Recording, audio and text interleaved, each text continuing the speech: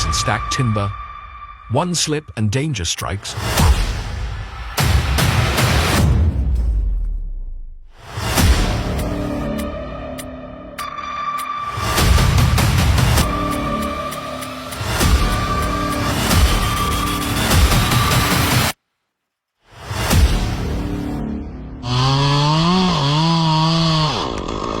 Welcome to Giant Redwood, where machine power meets the wild. At the edge of the forest, before the logs ever touch the mill, they have to move. And moving timber means unleashing some of the biggest, strongest, and most dangerous machines ever built to work in the wild. Picture a freshly logged stand of pine, massive trunks stacked like giant bones, waiting to be dragged out. In come the skidders, steel giants on thick tires or tracks, engines growling like distant thunder. They clamp onto tons of fresh logs with giant grapples, then drag them down slopes so steep they'd stop any ordinary truck dead. On dry ground, it's already a test of traction. One slip on wet clay or a hidden stump can roll a skidder on its side in seconds. Operators spend hours in vibrating cabs, eyes flicking between the mirrors, the gauges and the loads swinging wildly behind. A single loose chain or unlocked clamp can send logs tumbling down a ravine. But skidders are just the start. Once the timber hits the landing, it's time for the big rigs. The logging trucks that crawl down winding forest roads with dozens of tons strapped tight. Each truck's engine rumbles like a steel beast. Air brakes hiss, chains clink against bark. On snow-packed switchbacks, drivers thread these monsters along trails barely wider than the truck itself.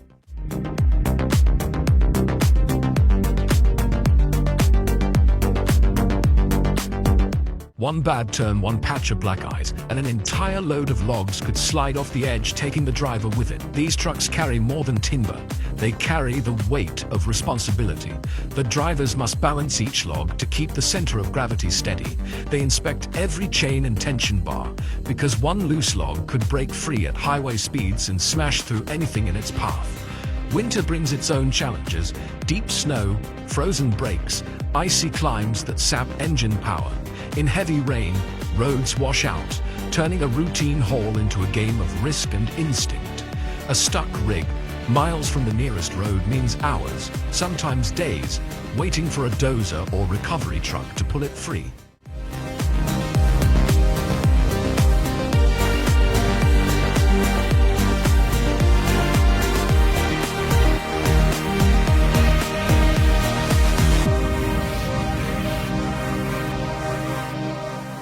But even with all that danger, the machines themselves are marvels of raw power and human ingenuity. Articulated skidders pivot and twist to snake through dense timber stands. Forwarders lift entire bundles of logs off the ground so they don't drag and tear up fragile soil. Some trucks use hydraulically extending trailers that stretch to carry massive trunks in one piece. Yet the true strength of these beasts isn't just in their engines, it's in the people who guide them. Veteran operators feel the weight shift in their bones. They know when to ease the throttle, when to lock the diffs, when to swing wide, and when to hold steady. At the end of a long shift, when the last truck rumbles out of the forest, the yard crew is ready. What began as towering trees now sits stacked, ready to become the beams and boards that hold our world together. Moving timber isn't just a job. It's iron, grit, and nerve. In the wild world of forestry, the trees may fall to the saw, but they only reach the mill thanks to the giants that drag them out.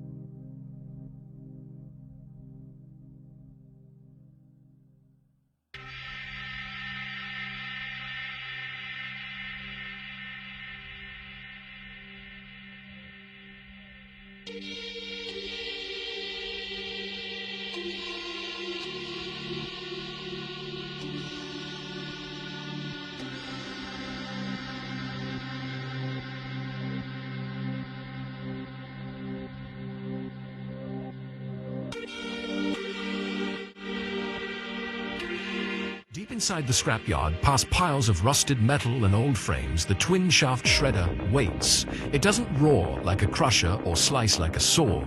It tears. Two massive counter-rotating shafts, lined with hardened steel teeth, spin in opposite directions, pulling in anything that gets too close. Old car frames, steel beams, twisted pipes. Nothing stands a chance. As the shafts rotate, the scrap twists and groans, torn apart like paper. Sparks sometimes fly when the shredder hits hidden bolts or leftover rebar, but this machine shrugs it off, grinding everything into manageable chunks ready for melting and rebirth.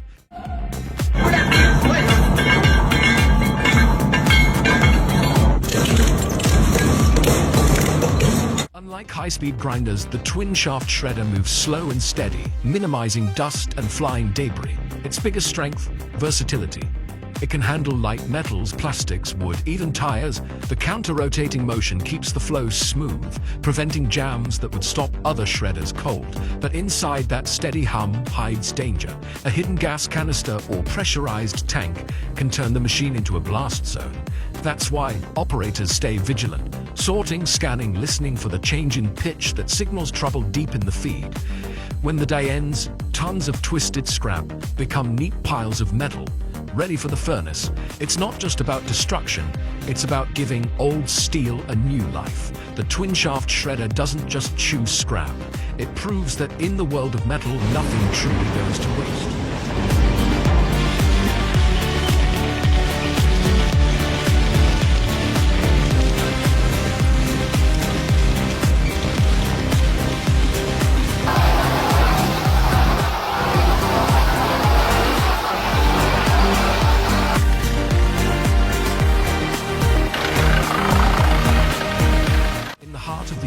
Where fresh logs pile up like fallen soldiers, the industrial sawdust line hums to life. This isn't just one machine. It's a chain of steel beasts working in perfect rhythm to turn raw timber into sawdust fine as powder. First, the logs ride a heavy-duty conveyor, clanking toward the primary shredder. Massive rotating drums fitted with blades bite into the trunks, tearing away bark, splitting knots, and reducing rough logs into coarse wood chips. Dust swirls in the air. The scent of fresh-cut pine drifts across the yard. From there, the chips travel by conveyor again, down chutes and into the hammer mill. Inside, dozens of high-speed hammers spin, smashing chips into ever smaller pieces. Each pass pushes the wood closer to that perfect, uniform texture needed for pellet fuel, MDF, or biomass energy.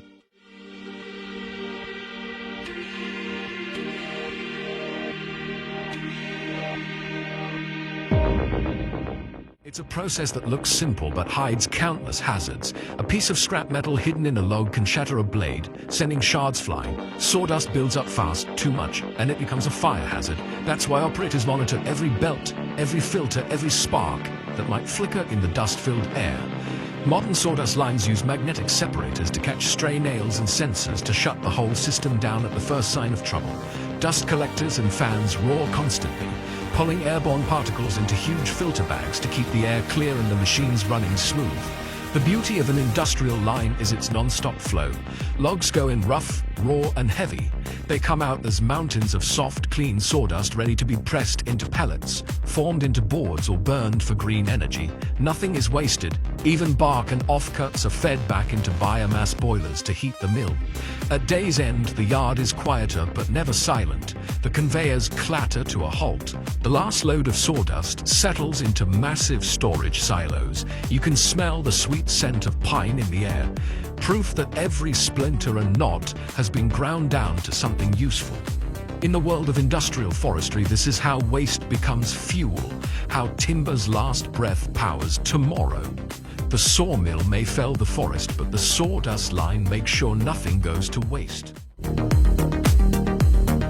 Alright, let's pause for a second. I know we've spent plenty of time deep in the world of grinding logs down to sawdust. It's easy to get carried away when you see those steel teeth shred whole trunks like paper, but maybe, just maybe, it's time to shift gears. In the forest, not every job needs a massive shredder line or a conveyor that hums for miles. Sometimes all it takes is a single man, a steady hand, and the raw bite of a roaring chainsaw. The oldest tool in the logger's arsenal, the chainsaw has carved its place in every corner of forestry, from clearing paths through fallen giants to bucking logs into firewood right where they fell. So if you're ready, let's step away from the rumble of conveyor belts and step closer to the sharp buzz of steel blades ripping through fresh timber. One pull of the starter cord and the forest holds its breath. From here on, it's just you, the chainsaw, and the trees. Raw power, precise cuts, and the same old thrill has been echoing through the woods for decades. Deep in the forest, the chainsaw remains king of all handheld tools. One pull of the cord and its engine screams to life, spinning a chain of sharp steel teeth that bite clean through timber thicker than your thigh. It's fast, dangerous, and demands respect, because out here, one slip can mean the forest bites back. Yeah, I'm fine.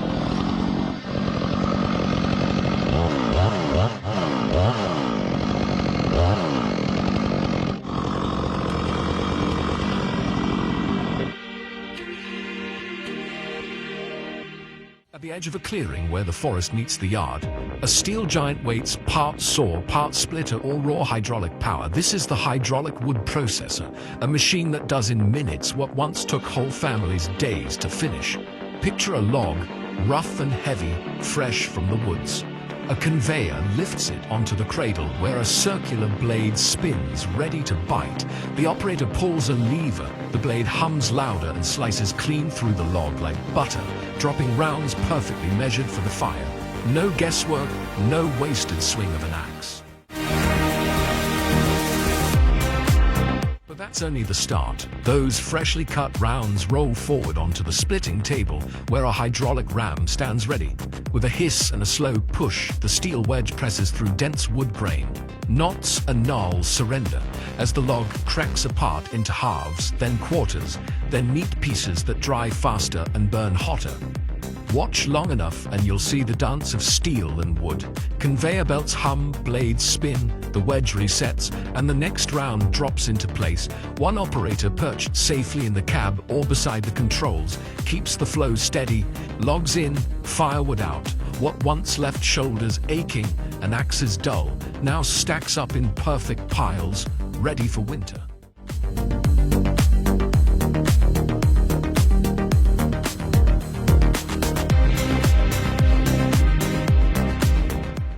This powerful helper demands respect. A hidden nail inside a log can bend blades or shatter teeth. A jammed round can kick back if the wedge isn't aligned just right.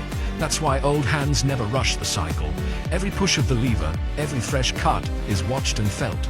Steel gloves, guards, and emergency stops stand between a routine shift and a costly mistake. The biggest models run multiple splitting wedges, conveyors, and auto feeders. Entire crews can keep the line moving non-stop, building mountains of firewood from dawn to dusk. When the day's done, the yard smells like fresh pine and oak sap. The piles stand stacked and ready, each split log a promise of warmth for the nights ahead. In the world of forestry, the chainsaw may fell the tree, but the hydraulic wood processor makes sure every trunk finds its way to the hearth. It's iron, hydraulics, and a bit of old wisdom. The power to turn a raw forest giant into warmth that lasts the whole winter through.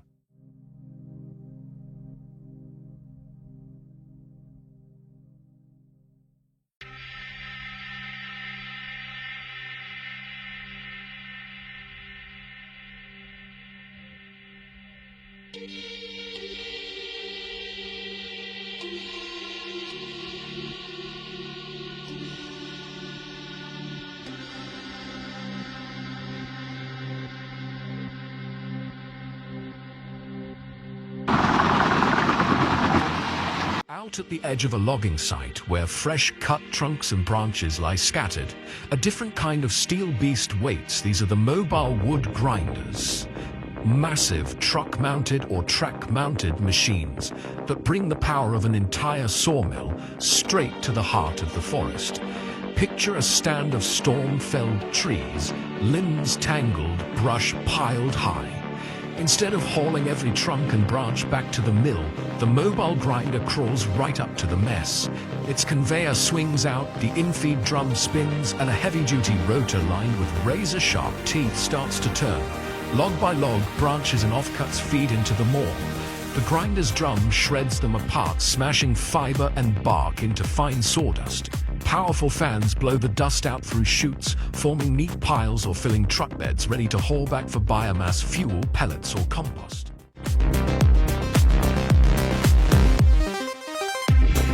This mobility saves time, fuel, and countless truckloads. Instead of wasting hours and diesel hauling bulky brush, operators reduce the whole stand to manageable piles on the spot. For storm cleanup, land clearing, or remote harvesting, a mobile grinder means the job stays lean and efficient. But with all that power comes danger. A rock hidden in a log can chip a blade or jam the rotor. A loose branch kicked back from the drum can shatter windows or worse. That's why operators stay sharp, standing clear, wearing heavy safety gear, and never turning their backs on the hopper while it feeds. Modern mobile grinders come in all sizes. Some mount on heavy trucks, able to drive down tight forest roads to where the debris waits. Others run on crawler tracks, climbing slopes and rough ground that no trailer could reach. They're fitted with magnets to pull out stray nails and metal scraps before they damage the blades.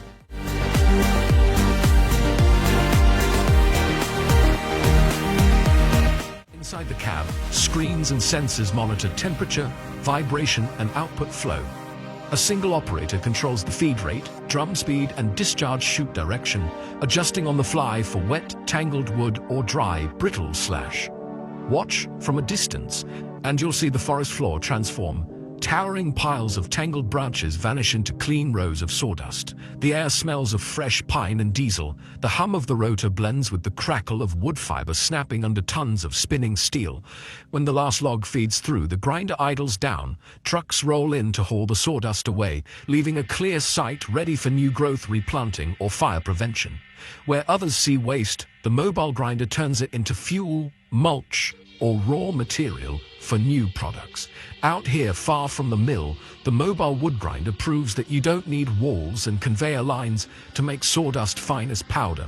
All you need is steel, hydraulics, and a team tough enough to tame the forest one branch at a time.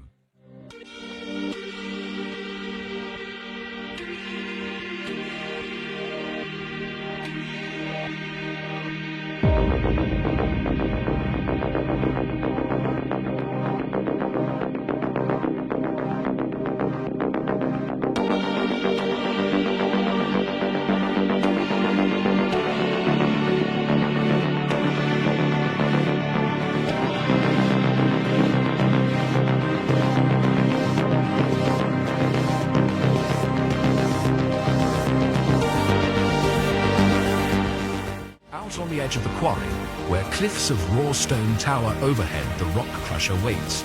A massive iron jaw and spinning hammers ready to grind mountains down to powder.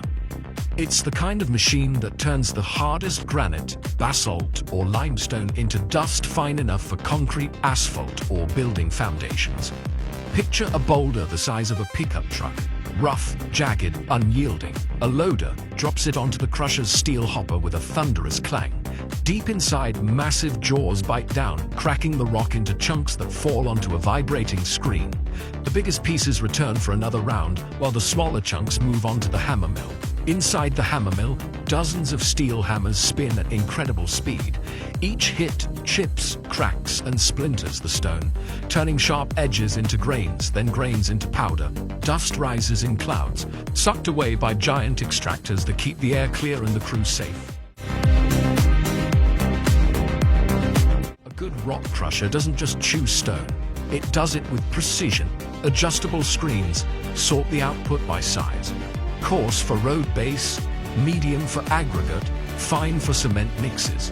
Operators monitor every belt, every bearing, every vibration, because inside that roaring box, a jammed rotor or worn bearing can bring the whole quarry to a standstill.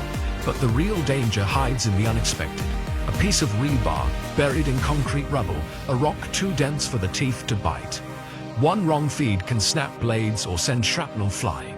That's why workers wear shields, heavy gloves, and stay clear of the hopper's hungry mouth. Modern crushers are mobile too.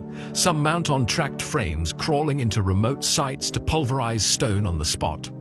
Instead of hauling raw rock miles to a fixed plant, the crusher follows the quarry, saving fuel and keeping output steady, no matter how rough the ground. At day's end, what started as unyielding stone now sits as neat piles of crushed rock or fine powder. Trucks roll in, loaders scoop it up, and the material heads out to become roads, bridges, concrete blocks, or the base of towering buildings. In the world of construction, the sawmill may turn trees to planks, but the crusher is what turns mountains into the ground we stand on. One boulder at a time, it proves that with enough steel, stone can be tamed.